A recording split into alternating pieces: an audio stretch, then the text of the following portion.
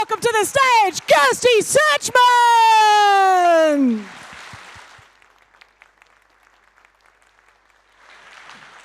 Thanks so much, and to the organisers for inviting me.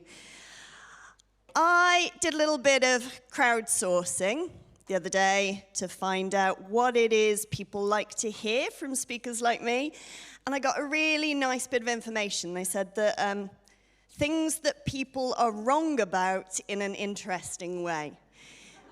So by the end of this 50 minutes, I hope to have convinced you that we are interestingly wrong about being reasonable, which now that I'm here at the conference in defense of reason, I realize might not have been too wise. It's very possible that I might have upset one of the organizers at some previous point in my life, and this is their way of getting back at me. If so, I'm so sorry. Yeah, so that's the famous skepticism I was promised. Right, let's get started.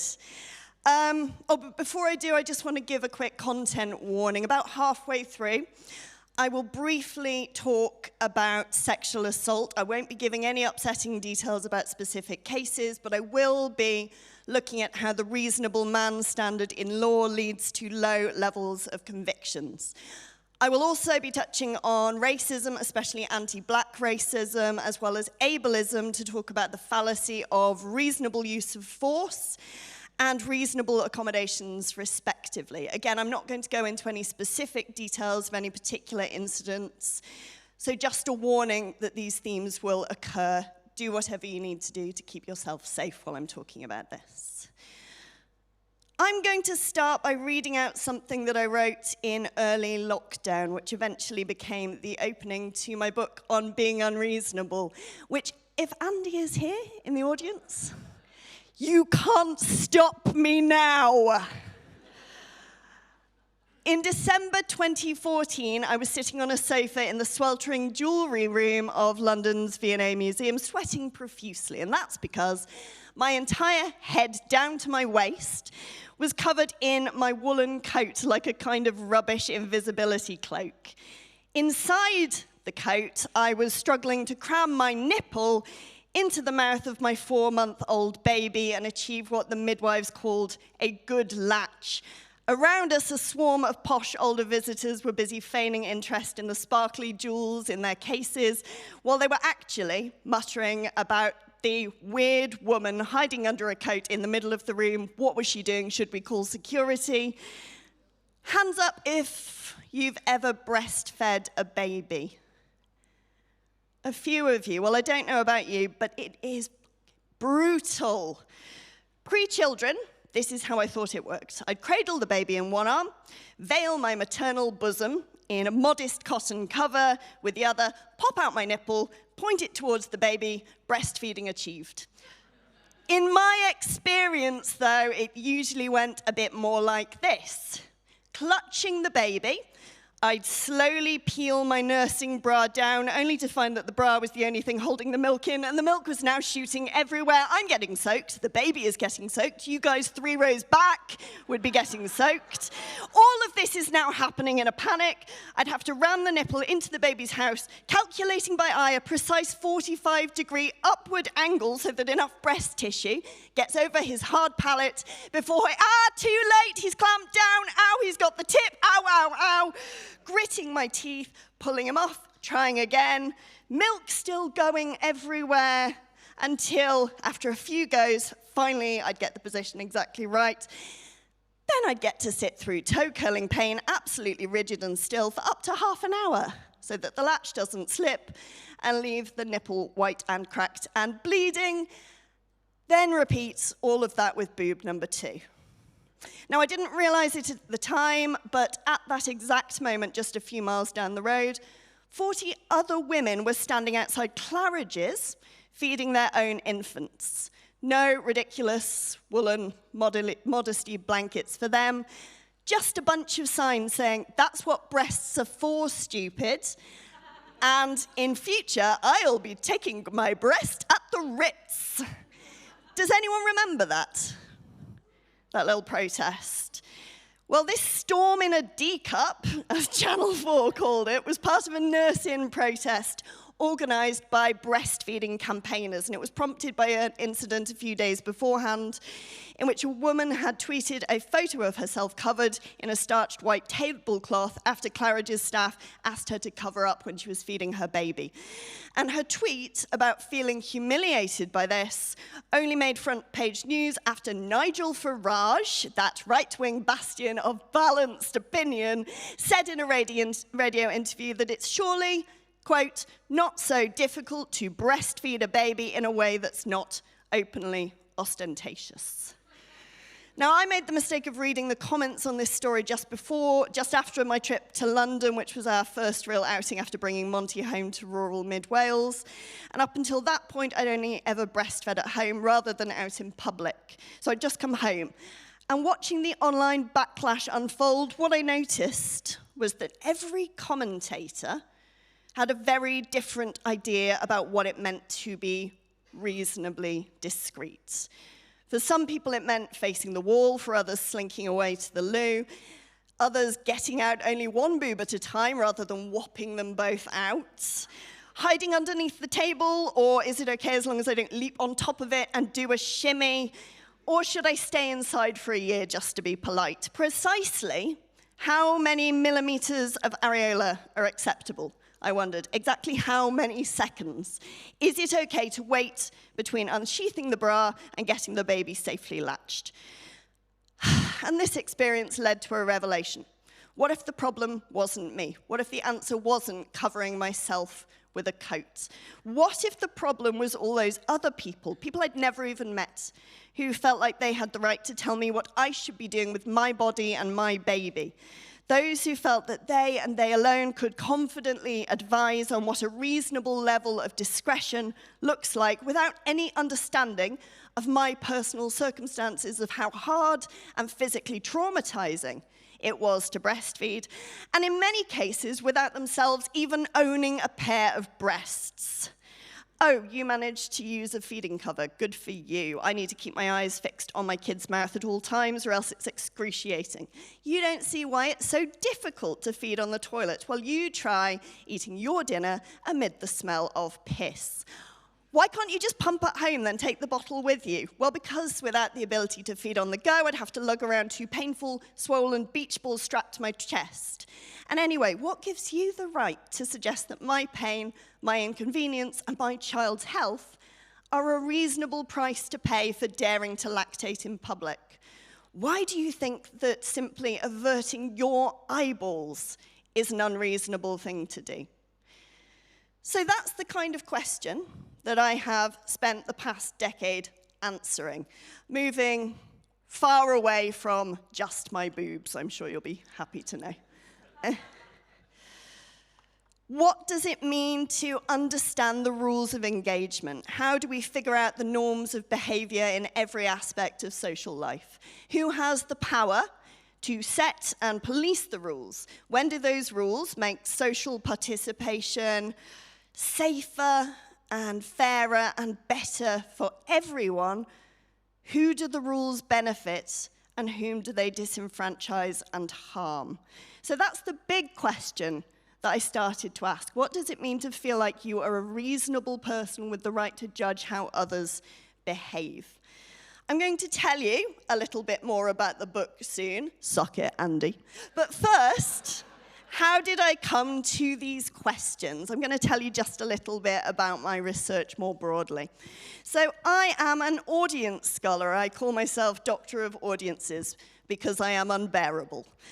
And I'm interested not just in what people say, but how they say it. So I guess my TLDR would be whether it's watching a Brecht play or a political phenomenon like the Brexit referendum unfolding, how can we watch that same event but come to such radically different conclusions about what it means? And I investigate these things by studying language use in action, how we construct and maintain our competing value systems and come to differing value judgments accordingly about how we'd like the world to be or how we think it should be in future. How do people figure out their place within the world and in relation to each other? Well, I think we can get a sense of that process in action through studying language use in action, discourse. And I started looking at this in relation to my day job as a lecturer in theatre at the University of Bristol, studying audience behaviour, because back in the mid-2010s, when I first started thinking about this project, Monty was born in 2014, so reasonableness was very much on my mind. At the same time as that, this word theatre etiquette was coming into common parlance. I'm not sure if you've heard this in the news, particularly recently, because it keeps getting worse. But this is the sense that audiences have been getting increasingly badly behaved and need to be retrained into appropriate modes of silent reverence in the theatre again. And this led to a range of what we might call traditional audience members, whom we know from a plethora of data are overwhelmingly white and economically privileged and middle class, and they tend to be older. Those audiences began to hit back. We saw a spray of articles. This one's Anne Treneman in The Times in 2015, Why I've Had It With Rude Audiences. Richard Jordan, Is This the Worst West End Audience Ever? Their Crime. Eating a KFC bargain bucket at the interval. And Michael Riddell across the pond 1 year later, actors say rude audiences are destroying Broadway. So I studied the discourse surrounding theatre etiquette. And what I found is, particularly post-COVID, we've seen rising tensions and altercations and even actual honest-to-God fistfights between audience members who are policing each other and are furious about having their behavior policed by other people. Through studying audiences, what I started to realize is how deeply those discourses of reasonable behavior are embedded in every aspect of everyday life. I don't have time to talk about my theatre etiquette research, but I can in questions if you're interested. What I do want to say, though, is the more I've studied live performance and audiences, the more I've realized that it has always been a laboratory space for understanding how we negotiate the rules of togetherness. Theatre and live performance, because it's a rare space where we get to come together, much like public transport, these tend to be early warning systems for when much bigger societal changes and social political frustrations are going to erupt. They very often start to erupt first and most fiercely in theatres. And I finished that audience research project into theatre etiquette all the way back in 2018. I wrote an academic book. I thought I'd said everything I wanted to say, and then lockdown happened. And suddenly, I saw those discourses of reasonableness exploding everywhere, from whether it's reasonable or not to expect other people to wear masks to keep others safe, to neighbors attacking each other over decisions to buy massive polluting cars, to whether protesters who began demonstrating around the world in 2020 following the murder of George Floyd were acting unreasonably or not. The social contract is collapsing. We're living in a divided age. We're getting increasingly divided from each other. Civil discourse, as I think we just saw in the last brilliant lecture, civil discourse feels increasingly impossible. Why, and what can we do to stop it? That's where my book comes in. So I spent the past couple of years, from lockdown onwards, when I had 2 small children and had to lock myself in a bathroom and sit in a dry bath just to write the thing, because it was the only place they wouldn't be climbing on me. And I wrote this book which takes a step back from audiences, and it uses my expertise in discourse to work these things through. In a world where we all think we're reasonable, but where our beliefs and behaviors diverge massively from other people, how can we collectively figure out what's right? And I've been thinking and reading about this for nearly a decade now, but what I uncovered while researching this book still shocked me, because reasonable is not just any word. I found how deeply the idea of reasonableness is embedded in our moral philosophical value systems fascinating. So going back thousands of years, ancient civilizations were using this term to figure out which beliefs and behaviors were within reason and which were not. Does anyone know who these fine gentlemen are? On the left, Marcus Aurelius, Roman emperor from AD 161 to 180, he advised to take care that you entertain no notions unsuitable to virtue and reasonable nature, because the happiness of your life depends on the reasonableness of your thoughts. On the right, the apocryphal Egyptian philosopher Hermes Mercurius Trismegistus, who around 300 BC, he supposedly wrote, "Of the soul, that part which is sensible is mortal, but that which is reasonable is immortal. The earth is brutish, the heaven is reasonable." From Greek philosophers like Plato and Aristotle to Confucius in China, to Hinduism, to Judaism, to Islam, the ancients were obsessed with figuring out how to create morally righteous citizens through the cultivation of rational judgment. I probably don't need to tell a room full of rationalists that. But what does being reasonable mean in these ancient philosophical texts? Well, it means repudiating one's baser instincts in favor of logic and evidence. Being reasonable means weighing up all aspects of a problem before reaching soundly reasoned judgments.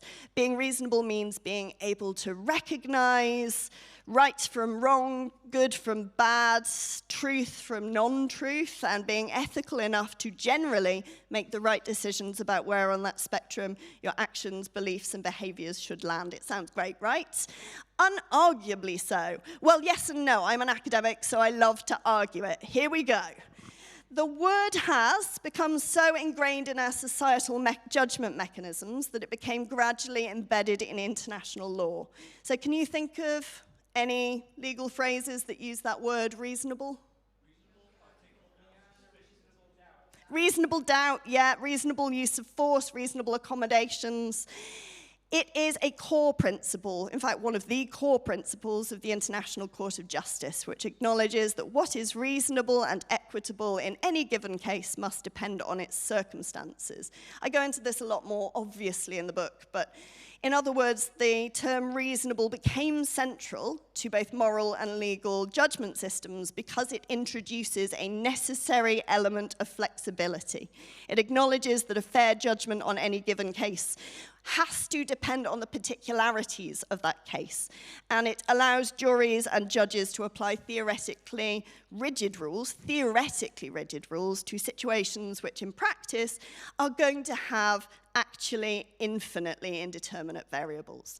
It's meant to be an objective, neutral way of judging other people. But like my breastfeeding example, that reasonable standard of judgment is not infallible. It's actually, of course it is, steeped in our own subjectivities and social biases in ways that we can't always see. Here I'm going to take a little step back a bit. The book starts by interrogating where social norms came from in the first place. So around 10,000 years ago, Paul Seabright, evolutionary biologist, said that the shy, murderous ape began to settle down. Like the chimpanzee, it was violent, mobile, intensely suspicious of strangers, he says, and used to hunting and fighting in bands composed mainly of close relatives. But now, instead of ranging in search of food, it began to keep herds and grow crops, storing them in settlements that limited the ape's mobility and exposed it to the attentions of the very strangers it had hitherto fought or fled. That's us, guys. The big change was not our ability to use tools. That was part of it. But really, what made that cooperation possible is our ability to form rules and norms to encourage pro-social behavior and to discourage deviance. That is what enabled us to set aside our animal mistrust, our natural mistrust of strangers. Over 80,000 words, I argue that, of course, here's the big disclaimer. Of course, we need mechanisms for drawing lines. We require the ability to draw lines between appropriate and inappropriate, acceptable and unacceptable, reasonable and unreasonable, good and bad, legal and illegal. We need that ability to function as a society. We wouldn't be a society without it.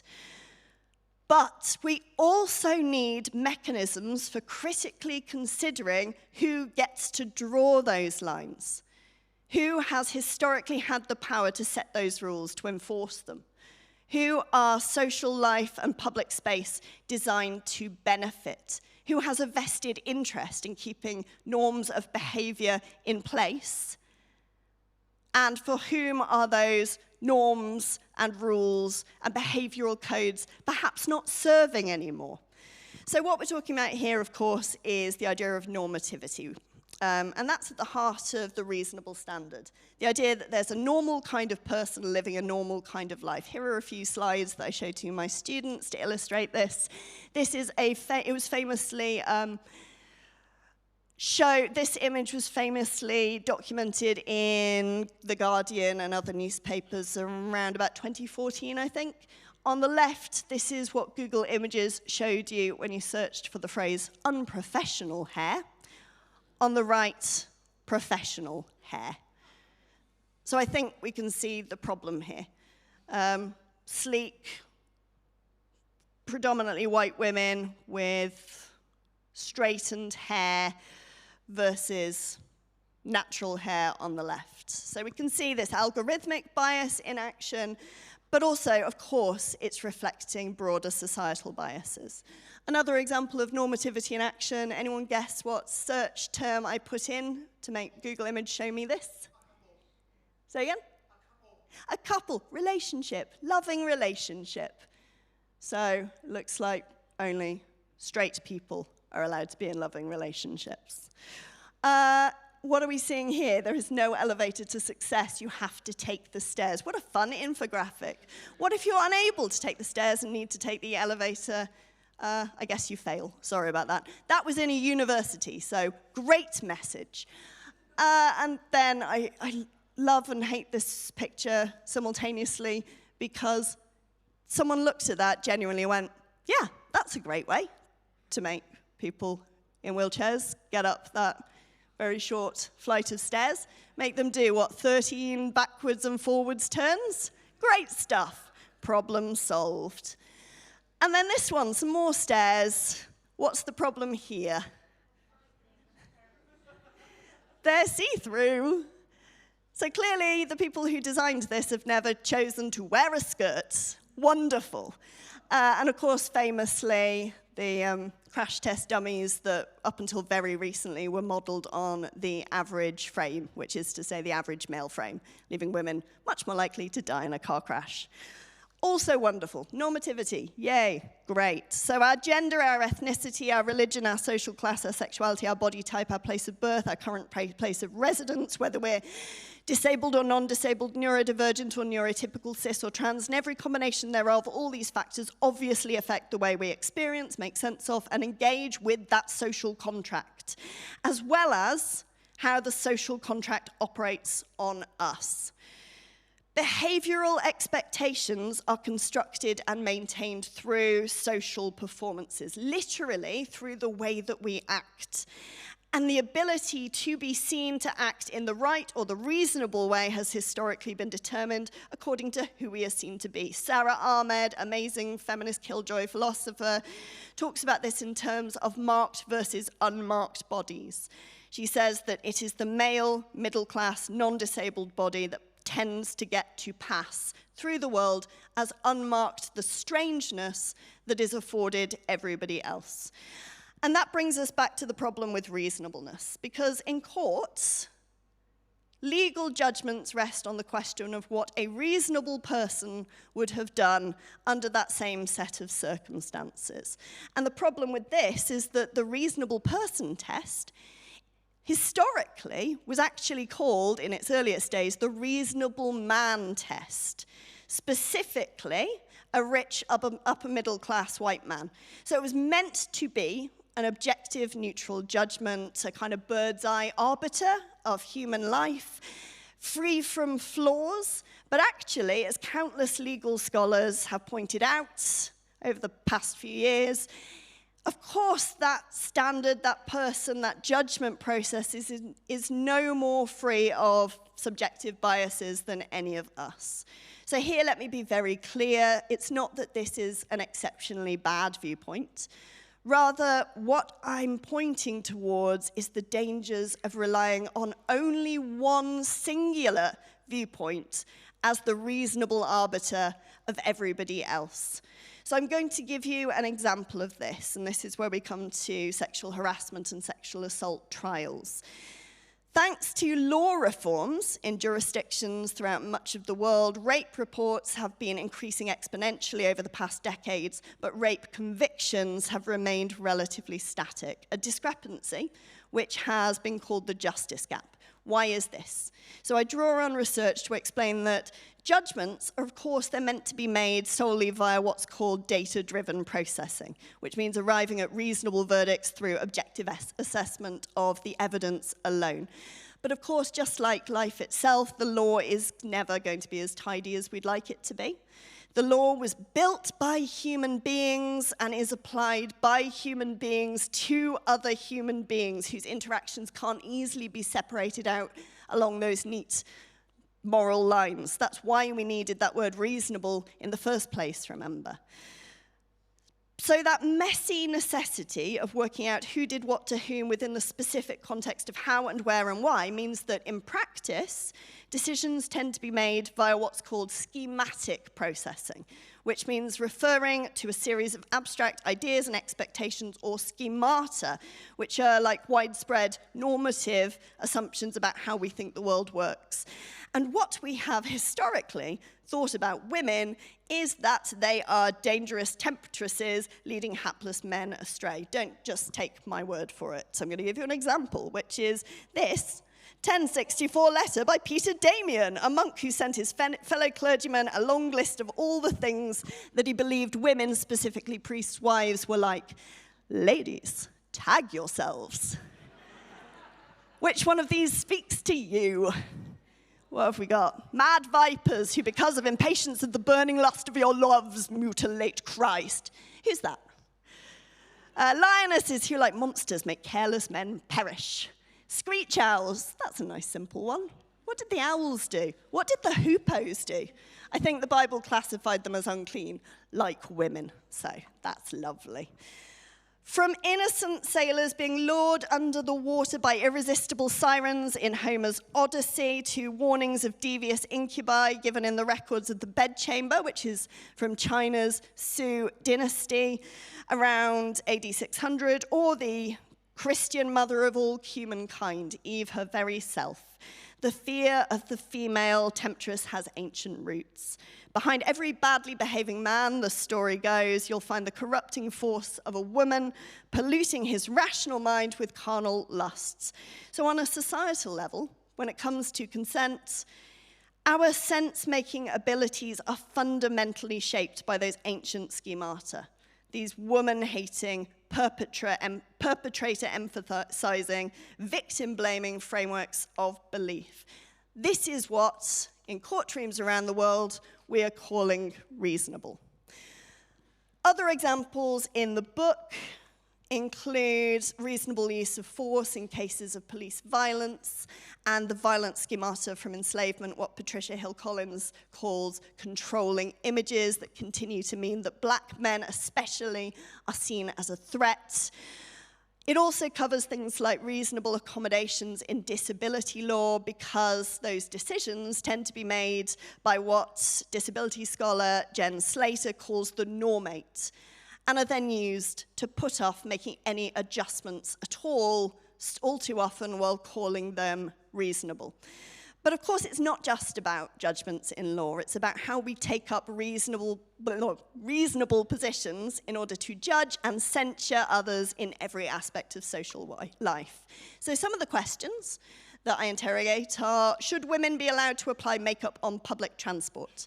Should crying babies be allowed to travel on aeroplanes, or should they presumably be yeeted out the side as soon as they start to cry? I don't know what the alternative is. Should youths be allowed to skateboard in the city centre? When should shared public spaces be quiet and controlled? And when should they be a place for exuberant, joyful play? And how do we draw these lines in such a complex society? So here's a quote. When it comes to behavior, the trouble is that rules are a double-sided coin. Sometimes the rules that structure social life are designed to help us moderate our behavior for the good of everyone, making life better and safer and fairer for all.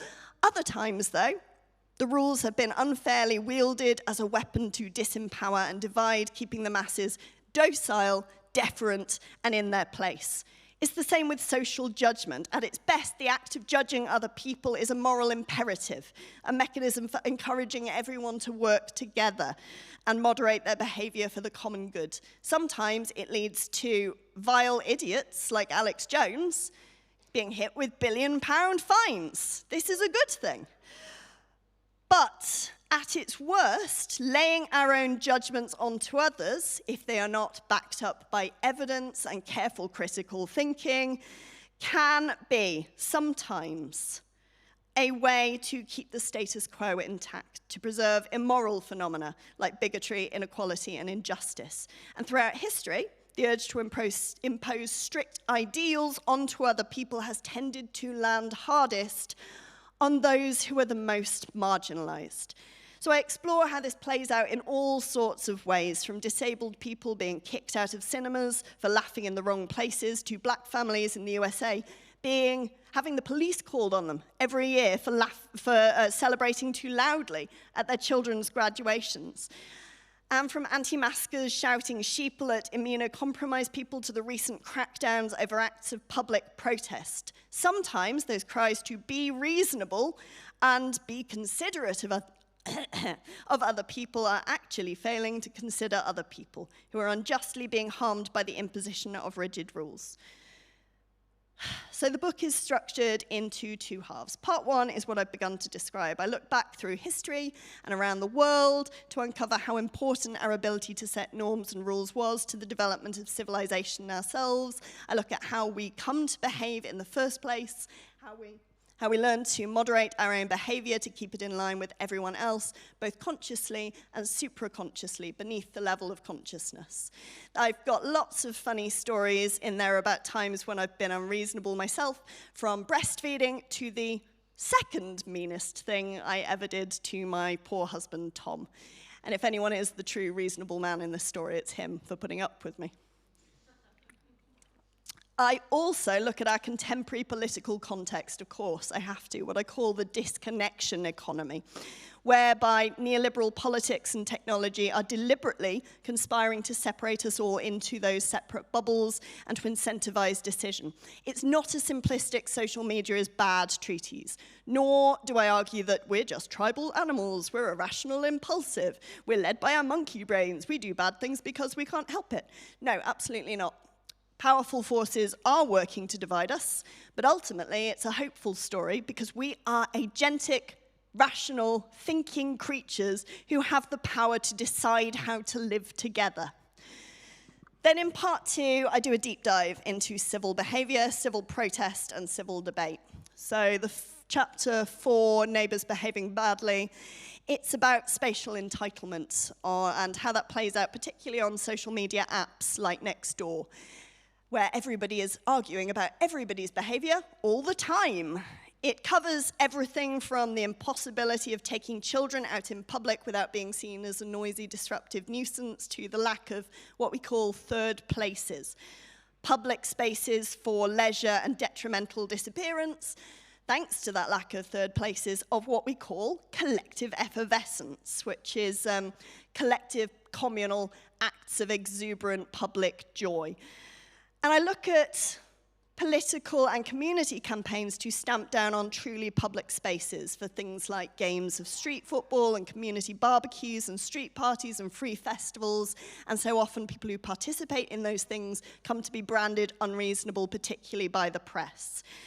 I also examine the history of public space and how rhetorics of civilization through cultivation were spread around the world through colonialism, what bell hooks famously called imperial white supremacist capitalist patriarchy. Whew. And how that system was designed to enforce the total and complete repression of our emotions, our bodies, and the natural world itself. I explore how today community spaces are still being enforced by self-righteous curtain twitchers who believe that they have the reasonable right to police everybody else. So this is about when that pro-social urge to protect one's community goes wrong, as we've seen in countless viral Karen videos, which that usually means deciding that young people or poor people, and especially people of color, don't belong in those spaces. This is harming us. This reasonable rhetoric of cultivate yourself through civilization is harming some of us more than others. Of course it is. But make no mistake, it is harming all of us because it's forcing us into these atomized bubbles of reserve, what I call a white picket fence mentality, where collective engagement is all but impossible. And then we have civil protest that starts with my own experience of attending the Kill the Bill protest in Bristol, when that police car famously, in fact 2 police cars, were set on fire a year after Colston's statue was thrown in the harbour. And civic protest is where the language of lines tend to be heard loudest. They have gone too far. I support the right to protest, but not like that. But what separates a concerned public from an unruly mob, a rational act of resistance from an unreasonable act of violence? Here I look at the histories of protest from the suffragettes to Stonewall to the civil rights movement in USA.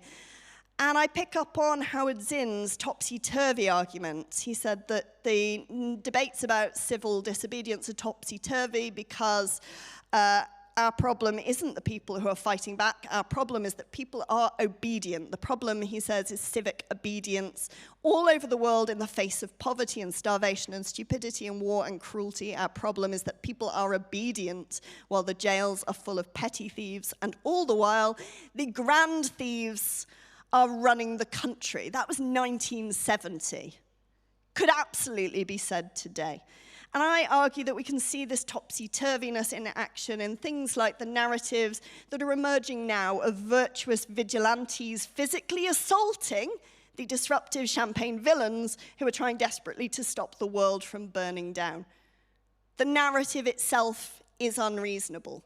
We have to write it. And then civil debate. So I start this chapter by talking about how much I love talking. I love words so much that I've made studying them my entire life's work. But I also know that because words are so powerful, sometimes a plea to engage in endless debate is used specifically, often deliberately, to forestall progress. Here I return to that example of Colston's statue, because they did everything right for decades. They did talk it through. They made what's the word? Surveys? No, what's that thing that you make? Petitions. Yeah, they did petitions for years. They demurely chalked on sidewalks to raise attention. They did radio phone-ins, and it led nowhere. In this chapter, I take very seriously Rawls' famous idea of public reason, that marketplace of ideas, and I explain that, of course, it's not that public reason is a bad thing. It's just that for that to work, it needs to be underpinned by a genuine desire to find common ground and a shared commitment to evidence. Public reason is a utopian ideal. It can work, but only under certain circumstances where each side has an even amount of power and is working towards collaboration rather than division. And again, that's not to say that people are irrational and can't be reasoned with or that debate is bad. It's that by and large, the societal mechanisms for public reason we have available are designed again to encourage division and dissensus. There are good forms of debate and there are bad forms of debate. We can't keep talking about debate as if it is just one homogeneous thing and a social good that needs to be defended. We have to separate out the good from the bad. The ancient Greeks understood this. The ancient Indians understood it. Why have we forgotten this? So my argument overall is whether it's neighbourly arguments on next door or the Colston statue being ripped down, we've risked confusing the appearance of reasonableness with morally reasonable principles of true civilization, which for me at least still mean truth and justice and equality for all. working class people, disabled people, people of color, women, fat people, pregnant people, queer people, children, and every combination thereof.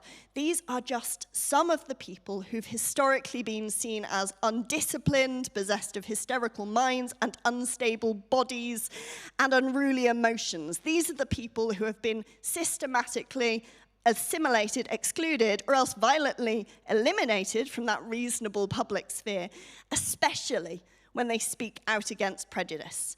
Meanwhile, those seemingly reasonable, civilized ideals of property ownership and land cultivation and manifest destiny industrial progress that the colonists said were the only reasonable ways of building a civilization have led us to the current omni-crisis of rising wealth disparities and individualistic rather than communitarian thinking, where public space is actually just another corporate-controlled place in a trench coat, and everyone is disconnected and isolated, and there is no "it takes a village" anymore, and the world is literally on fire and underwater all at once.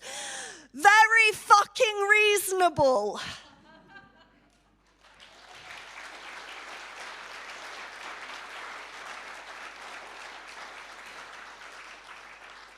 But my argument isn't anyone should do whatever they want. The last thing we need, honestly, is yet more selfish arseholes who just stride around the world thinking about only themselves. We just need to think more critically about those rules of engagement, about what it means to be reasonable, about what it means to judge other people. So I'm just going to leave on the screen some questions that I think we can ask ourselves practically and politically in everyday life when we are starting to make these judgments of other people. Thank you so much.